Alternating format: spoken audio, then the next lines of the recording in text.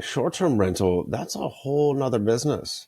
How did you like what made you decide, you and your husband decide to start with a short-term rental? Yeah. And just backing up while you're saying that, I was trying to look for something I saw a couple of days ago that said something like, um, you make your first 100, your systems make your first 100,000 or something like that, but teams make your first million. And I felt like that it was something like that. I'm paraphrasing because I couldn't find it while you were Wow, talking, yeah. but Who it was so I read well that same said. thing. Yeah, it's amazing. Like I didn't kind of I don't think I would have realized that before I've gone through this process. And there's a lot of things where you look back in your life. I'm turning 42 this weekend, and you look back in your life and you're like, oh my gosh, it makes so much sense why people that have gone through what I've gone through, they're the next generation is set up so much better than I was set up.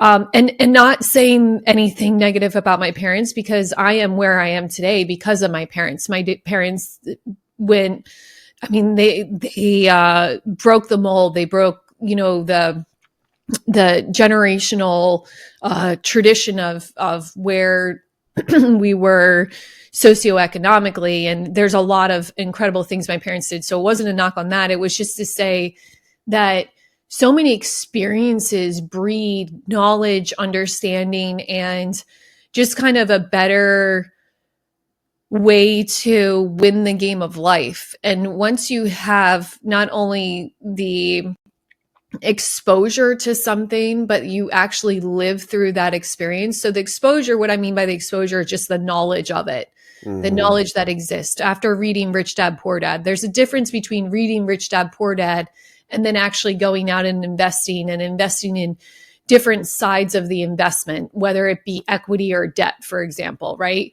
That's just one example, right? But when you've lived that, you realize like, okay, this is a unique aspect of doing it this way versus this. And depending on the market cycle, what you should do to be most successful, right? We're seeing that today with the drastic change in interest rates, for example.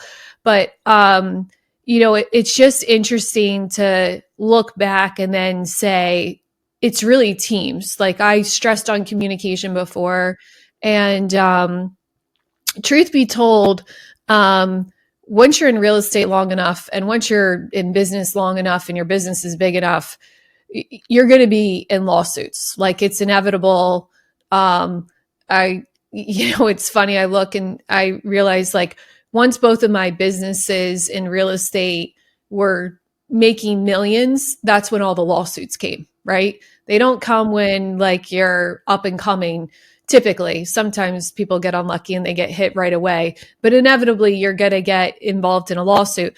So, I'm in several right now. And in one of them, I was just deposed and I was thinking to myself, the CEO of Blackstone isn't sitting in a deposition in these types of depositions.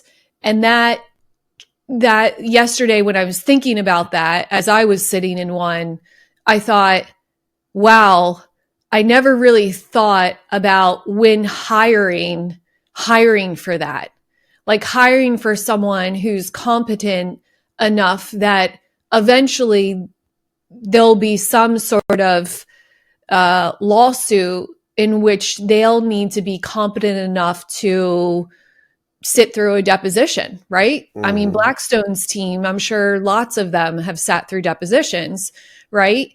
And I was just thinking to myself, that's another level that's been unlocked, right? I never hired for that. I hired for who I thought had this natural skill set to be really good at the job, not necessarily, be able to defend us should something like that come up. Anyway, I know that's not your question, but it's just interesting how experience just keeps unlocking different levels of expertise.